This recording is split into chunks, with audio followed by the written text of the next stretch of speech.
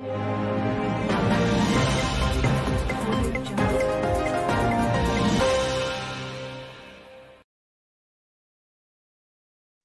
পাড়া আমাদের সমাধান শিবিরে উন্নয়নের নতুন অধ্যায়।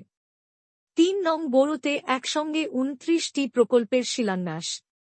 রবিবার মামলা বাজারে অনুষ্ঠিত মুখ্যমন্ত্রীর স্বপ্নের প্রকল্প আমাদের পাড়া আমাদের সমাধান শিবিরে দুর্গাপুর নগর নিগমের ৩ নং বোরো এলাকায় মোট ২৯টি উন্নয়নমূলক প্রকল্পের শিলান্যাস সম্পন্ন হল। এদিনের অনুষ্ঠানে উপস্থিত ছিলেন বর্ধমান দুর্গাপুর লোকসভা কেন্দ্রের সাংসদ কীর্তি আজাদ, পশ্চিম বর্ধমানের জেলাশাসক পুণ্যাবলম এস, আসানসোল দুর্গাপুর উন্নয়ন পর্ষদের চেয়ারম্যান কবি দত্ত, দুর্গাপুর নগর নিগমের চেয়ারপারসন অনিন্দিতা মুখোপাধ্যায়, মহকুমা শাসক সুমন বিশ্বাস, নগর নিগমের কমিশনার আবুল কালাম আজাদ ও ২৬ নম্বর ওয়ার্ডের প্রাক্তন পৌরপিতা দীপেন মাঝি সহ বিভিন্ন বিশিষ্টজনেরা।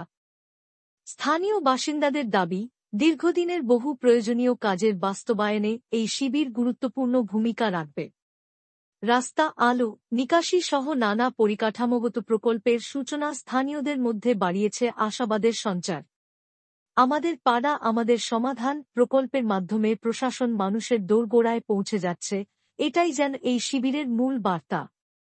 ২৯টি প্রকল্পের শিলান্যাসের মধ্য দিয়ে দুর্গাপুরের ৩ নম্বর বোরো এলাকায় নতুন উন্নয়ন অধ্যায় শুরু হল। ভবিষ্যতে এই প্রকল্পগুলি বাস্তবায়িত হলে এলাকার সার্বিক উন্নয়নই হবে এর সবচেয়ে বড় সফলতা।